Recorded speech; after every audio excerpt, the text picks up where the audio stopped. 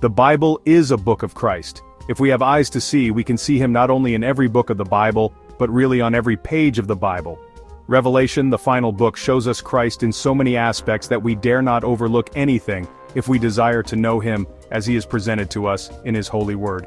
We're getting a wonderful view of our Lord Jesus in the first chapter of this book, which is called the Testimony of Jesus Christ.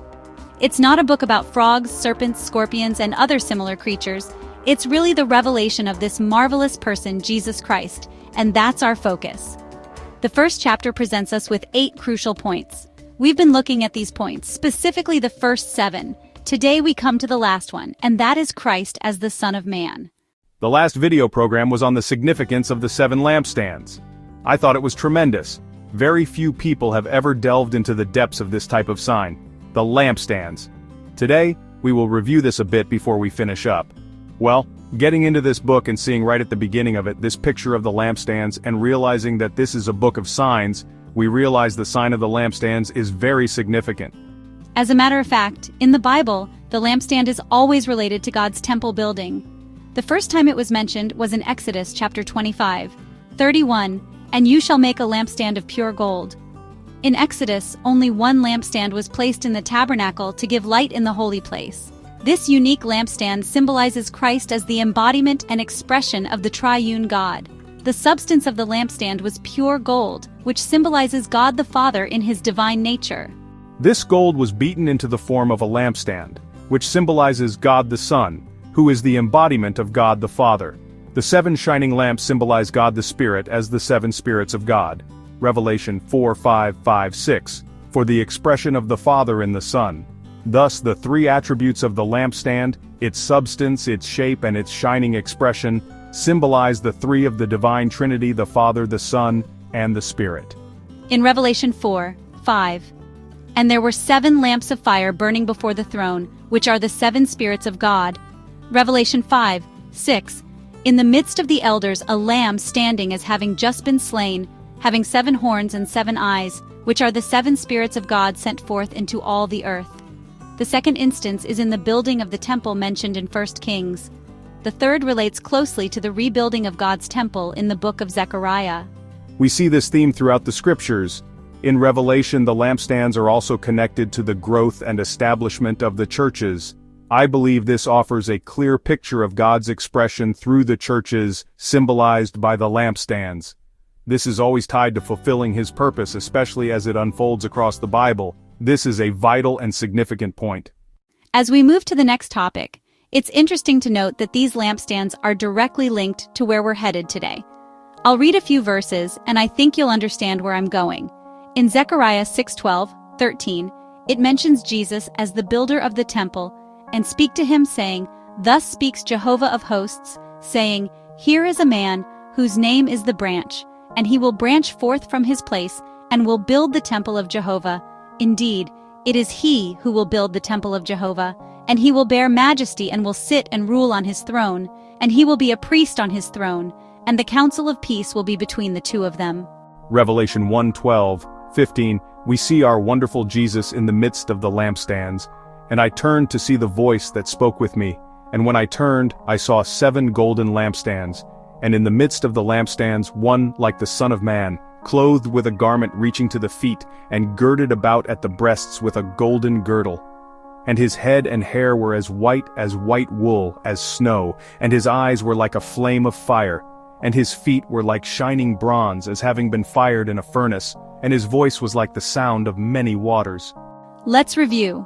With this first portion today, we need to recognize the Son of Man in the midst of the church, emphasizing his humanity.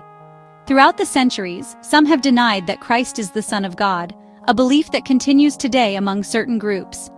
This notion, claiming Jesus was merely a man, is fundamentally wrong and opposed to our beliefs. While many fundamental Christians claim that after his resurrection, Christ left his humanity behind and is now only the Son of God, we firmly maintain that Jesus is both the Son of God and the Son of Man today. This perspective is rooted in the pure Word of God. Jesus is the Son of God with divinity, and he is the Son of Man with humanity. In him, you have the genuine divinity, and in him, you have the power of humanity. When the Lord Jesus was incarnated as a genuine man, it's somewhat easier to perceive him as the Son of Man in that context. However, today, in light of his resurrection, it can be more challenging, especially for a natural mind, to comprehend how his humanity is still involved in God's economy today as we speak. What is our basis for believing that Christ is both the Son of God and the Son of Man today? It's difficult to limit this to just a few verses from the Bible, as the entire Bible supports these truths. We must acknowledge that he is the Son of God. If we do not believe this, as he told the Jews, "If you do not believe that I am," which is the name for God, "you will die in your sins."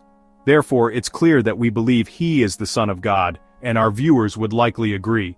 Scripturally, we understand that he was born of Mary, meaning that when he came forth, he was both God and man. If we fail to recognize him as man, we risk missing essential aspects of God's economy. Understanding that he is both God and man allows us to grasp God's purpose more clearly because Jesus, in his divinity, conquered sins and temptations as a man. The Bible repeatedly highlights this truth throughout various stages of our experience, such as in 1 Timothy, which states that there is one God and one mediator between God and man, the man Christ Jesus. If he were to forego his humanity, there would be no way for him to serve as our mediator. Jesus lived as a man to guide us toward his divinity, showing us the difference between darkness and light. Additionally, in Hebrews chapter 7, he is presented as our high priest. This passage connects him with the priest that existed in the Old Testament while emphasizing that he ever lives to be our high priest.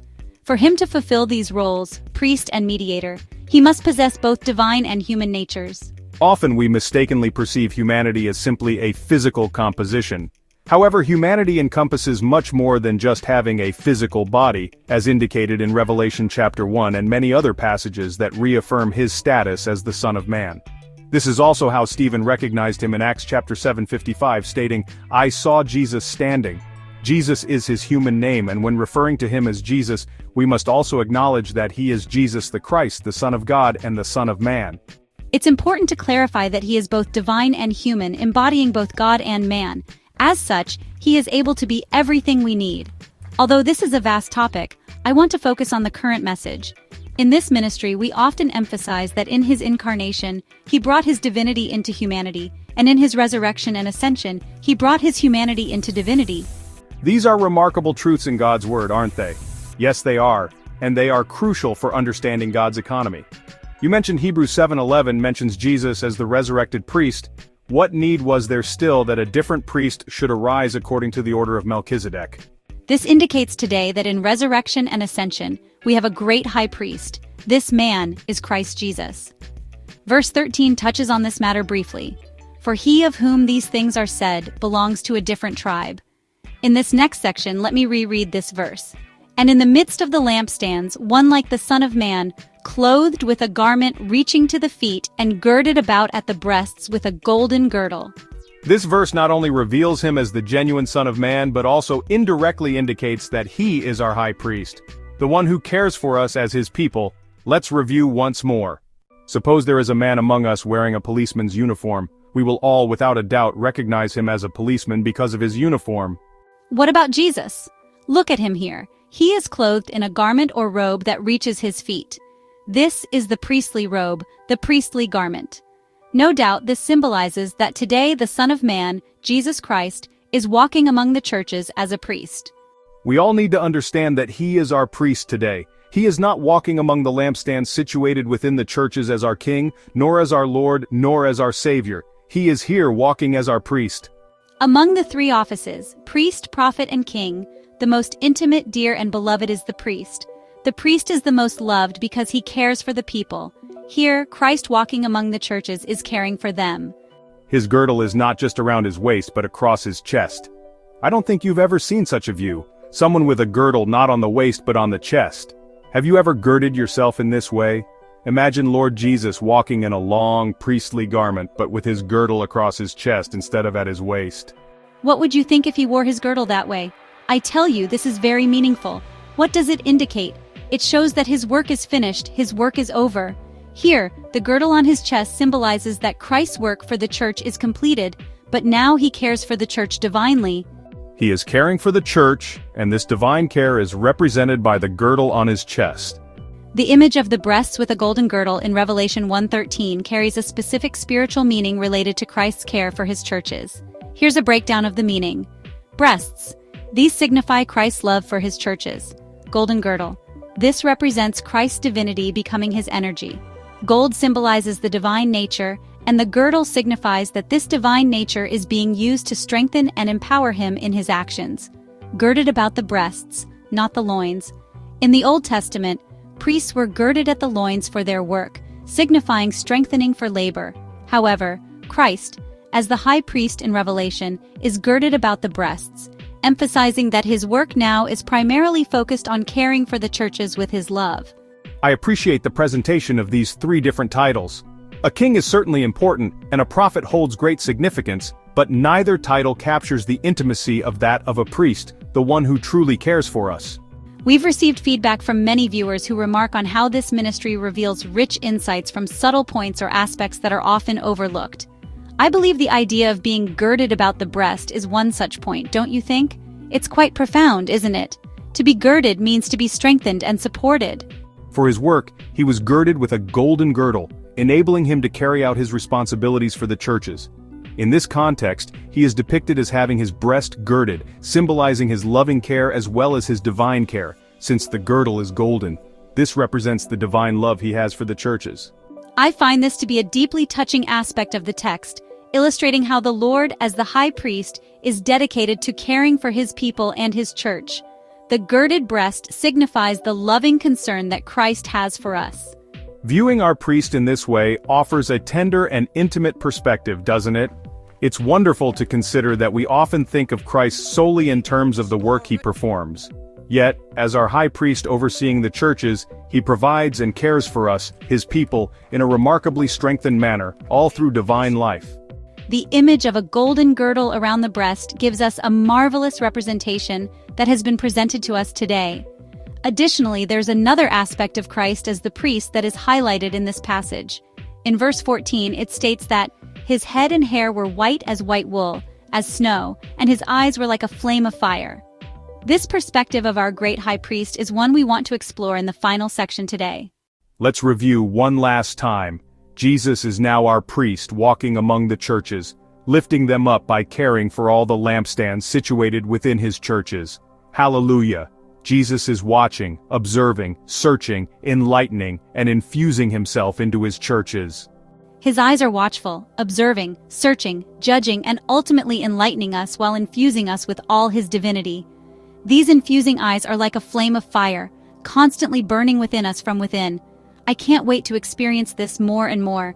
Don't strain your mind trying to understand this in logical concepts. When you read the book of Revelation, it's important to reflect on your spiritual experiences. After the day you got saved, Christ's eyes have always been on you like a burning fire. Let me tell you, these burning eyes not only enlighten you but also fill you with his divine presence and stir you up to get you on fire for him. Once the fiery eyes of Christ look upon you, you can never return to being as cold as you were before. This is why we often experience a burning sensation when Christ looks at us. His fiery eyes infuse us with divine flames of fire, igniting passion and stirring us up when we're cold. Well, people's eyes reveal a lot. Christ, our high priest and the one caring for us in this chapter, Revelation 1, has eyes like a flame of fire. I believe all believers, as he just pointed out after we're saved, at least have some sensation of this. We may not have a clear doctrinal understanding, but we do feel an experiential awareness of these flaming eyes, don't we? We certainly do. I don't think anyone who has genuinely received the Lord hasn't experienced the sense of the Lord looking at him.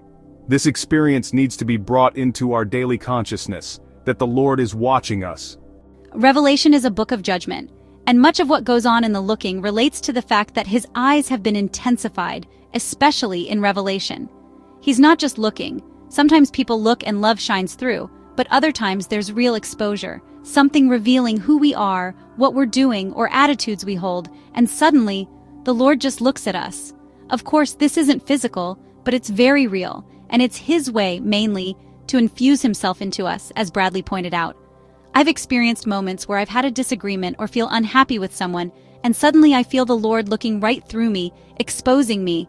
I'm judged, but it doesn't stop there. He infuses himself into all his care, tenderness, and enlightenment. So we are truly under the Lord's gaze. Throughout the Bible, many people acknowledge, "You, God, see me." The matter of infusing, I think, is a key point. We have, about a minute left. Let's linger on this for a bit. The exposing of these flaming eyes is easier for us to relate to, but the infusing is a bit more intangible.